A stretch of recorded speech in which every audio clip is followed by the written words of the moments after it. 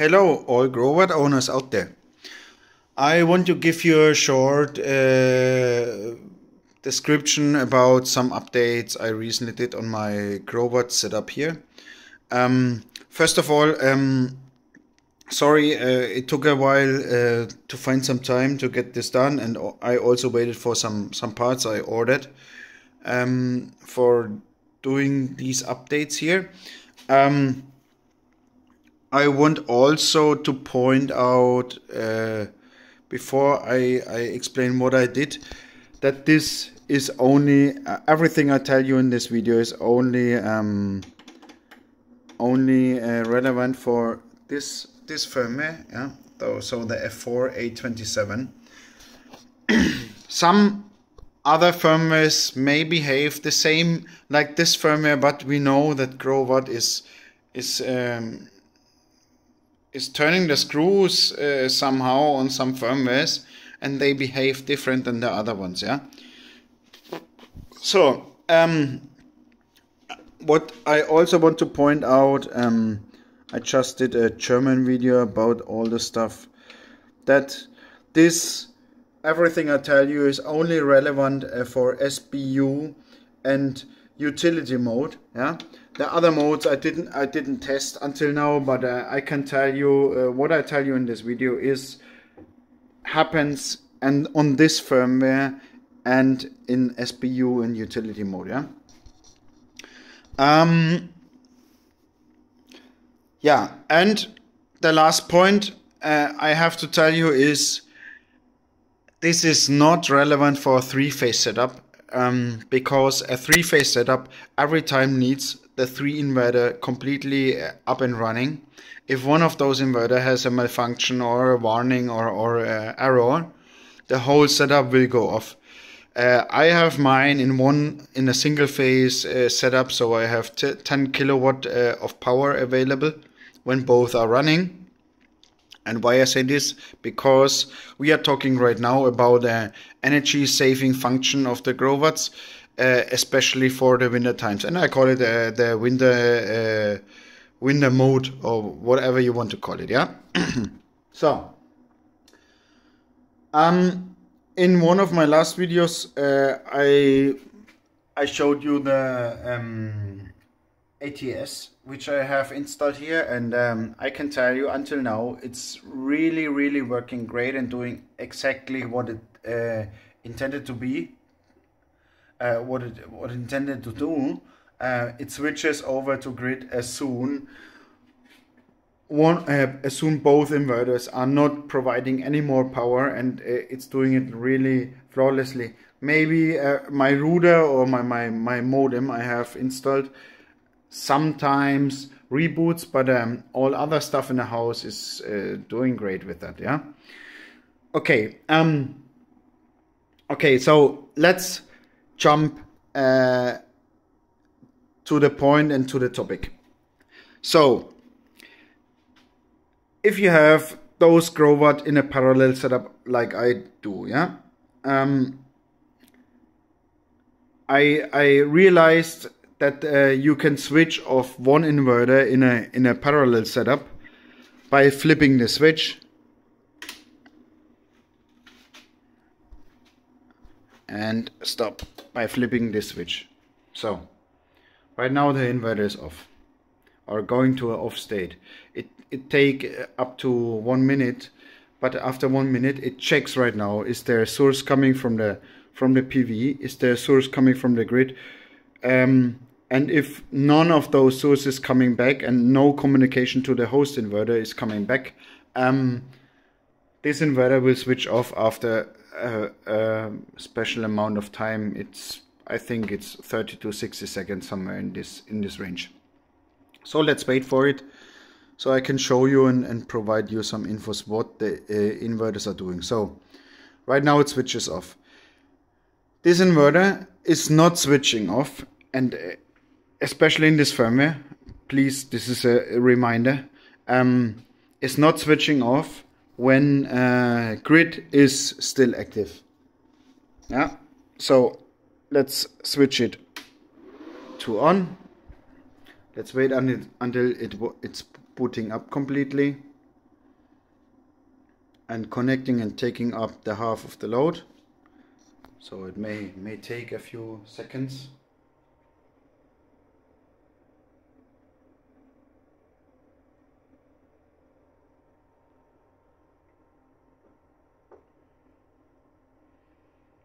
And right now the inverter symbol should appear soon. Right now, and 10 seconds later, so we're taking over the half of the load. And it's doing it in that moment. So I cannot show you when the PV is connected at the moment, because it's after it's nearly 10 o'clock PM or in the evening, so there is no PV out there in Middle Europe or in Franconia. So I can show you only at the moment when I connect the grid, yeah. And you see right now the grid is running, but it's not connected and it's not doing anything. So there's no dotted line between the inverter and the grid, but the grid is present, yeah. This is what's showing us on the inverter. So right now, let's simulate again, switching off this inverter and flipping the switch. And you see some weird behavior. It's flipping over to AC bypass, and it's staying in this condition and it will not switch off. And I show you again what's happening. I have an ampere meter and I check the phase, and you can see it's using 1.67 or 1.7 amperes from the grid, and also using something, and also using in parallel 0.8 amps from the battery, yeah. So this is a huge consumption for not doing anything, yeah. And this is something which is super bad, but these inverters try to have in each condition enough energy, because they are off-grid inverters or natively off-grid inverters, to power the load without interruption, yeah. And this is the problem. This is basically the problem. So the inverters are loading capacitors and having powering the whole mainboards inside there, to stand by and immediately switch over to power, yeah. Maybe there is some, you can do some optimizations from the setup completely, but this is nothing we can do, and only Growatt can do, and they are the only one who know about the internal components, yeah. So yeah, you see it's still hanging there and it's not switching off, yeah. So what I'm doing right now, I'm getting the grid off, and after a while you will see it's going to an off state.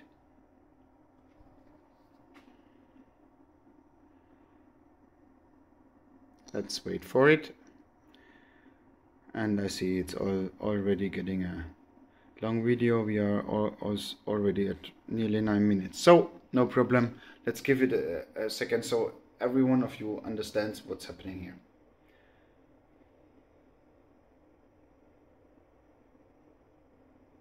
You see the communication, and it's off. So, okay. So right now I did some changes. Yeah, you can see here there's a flip switch with two or with three different kind of positions, and usually you have this switch. This is the original Growatt with two positions. One is on and one is off state, and I have I bought some which are fitting exactly in the hole down there, which have one position, zero or off position, and the second position. So the second position of this flip switch, and it's here to the back, and I flip this right now, is the winter energy saving mode. Yeah. So what is this what is this doing? Oh, it's super interesting.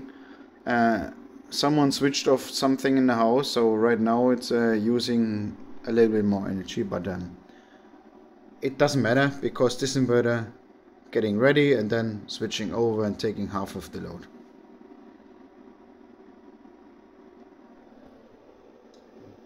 Now it's coming, and 10 seconds later it's switching over and taking half of the load, which happens exactly right now. So yeah, we know right now that the grid connection is preventing the inverters. When the grid is connected, it's preventing the inverters to shut off completely, even if I flip the switch here to the off status. Yeah, and some of you might say, okay, then disconnect the AC in completely and don't use it. Yeah, but I want to have all the options still available. So for testing purposes or something, I want to switch over to AC in also and using the grid. So what did I do? You can see here these two black cables coming out here. I built a short cable harness for getting the window connection done, and this cable going to my relay, a 36 amp relay, which is switching not only the on-off switch, but it's switching also the AC in phase of this inverter. Yeah, and don't worry, this is not a temporary permanent status of my cabinet here, but it's for testing purpose at the moment, and I want to be assured that everything works really like a charm before I get all the cables in the right condition. So what did I do? Because I'm just waiting for a Tuya powered relay, and I want to use the Tuya app, which I explain you right now. The advantages of. Yeah, I was looking also for. I got a hint of one of the commenters on YouTube. Use a relay to check the PV voltage, the PV in voltage, and switch with that the inverter on or off. Yeah, you can do that, but this is really a solution which only has one functionality, and I found two vendors who are selling relays which can handle up to 500 volt DC, yeah, and switching some stuff, but they are super hard available, and yeah, I'm really restricted to this only one functionality. Yeah, but for my testing here, I can tell you I found out that this setup with a 2-year setup is, for me, especially the most reliable one, because I can program times. I can use sceneries like switch on when the sunset starts, and this depends on your area on the globe where you are, and switch off when the sundown happens. Yeah, this means I can program this kind of wall plug, which will be exchanged with a fully 2-year compatible relay, which has the same functionality soon. So this wall plug, and it's a little bit unconventional, but this wall plug switches this relay here, and this relay switches the mains phase and also the main power switch of the inverter at the same time. And why is that? Because we know if the grid is connected and the switch is on or off, it doesn't do anything. It's waiting there and taking a lot of energy for nothing. So what I'm doing right now, I'm switching this here off. I can do this by this button, and you will see what's happening. And I also connect the grid. So right now the grid is connected, and I'm switching off right now. And you see, here's the grid still on, and here I take off, the grid is disconnected, and also the main power switch, or the main power switch is disconnected. And yes, it's going to a 15 arrow state because this inverter has grid connected and this one not, so the inverter are communicating and say, hey, something is wrong. But it doesn't matter, this will switch off soon. And the warning is will also be gone. So let's wait a few seconds. And you see the warning is gone, and this inverter is completely in off status. Yeah. Okay, I have to tell you something more. So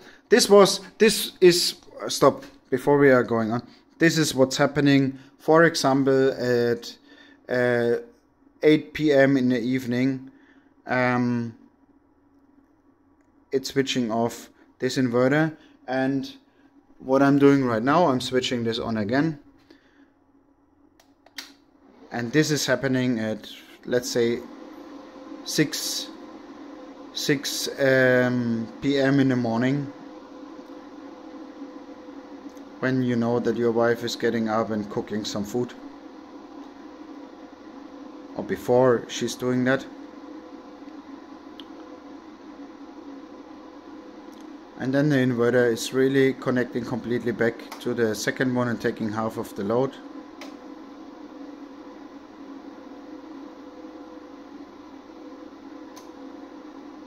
Exactly like that. And usually my inverters are not connected to grid. This is only really one thing I want to maybe get use of in the future, but not for now. So you see, the inverters are completely up and running right now, and I call this a hot plug functionality.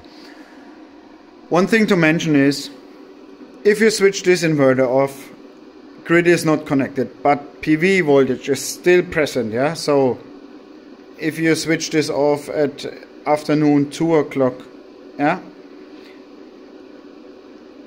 this inverter will still be, it's disconnecting from the house power, from the loads, but the inverter will still be on, and it's using this energy to charge your battery. Yeah, but there will be one point in the evening when the sun is not present anymore. The inverter will shut down when the MPPT input voltage of 70 volt DC is reached or below. It's switching it off. It's switching the inverter also off. Yeah, and it's not coming back. So this is the second position, but this is not a problem, because if you switch it earlier off in the evening, when you know, oh, there's already the trees coming into your PV, you can switch it off, the second one at least, and let it run. Yeah, the drawback of everything I tell you right now is that you have, within the evening times or within the night times, only 5 kilowatt of power left. Yeah, so you have to be careful what you are doing, in case you over consume this inverter. There's an error happening, the inverter is disconnecting, and at this point my transfer switch will kick in and switch to grid, and as soon this is rebooted, for example, you can set this up that a reboot happening in case of a warning or a failure, and it's reconnecting. This inverter is completely taking over the power or the loads again. Yeah, so you have to be a little bit careful in the night times, that you're not using or over consuming your energy setup in the house. Yeah, but for me this drawback is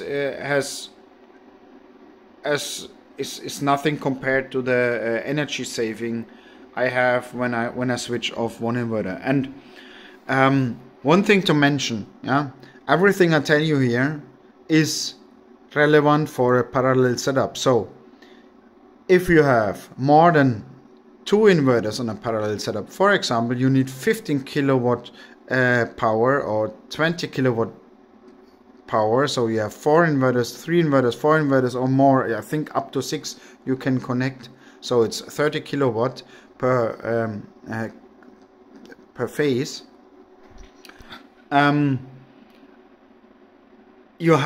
You can switch this setup like you want, so you can switch off all other inverters, but I can tell you the master inverter needs to be present, because this one is really controlling and giving the ATS and all the other stuff. Like in my setup right now, in a relay setup, in an analog setup, it's giving all the information that when the setup is starting back again or not starting back again. So I want to have at least one running, but you can switch off all the other 5 if you have 6, yeah.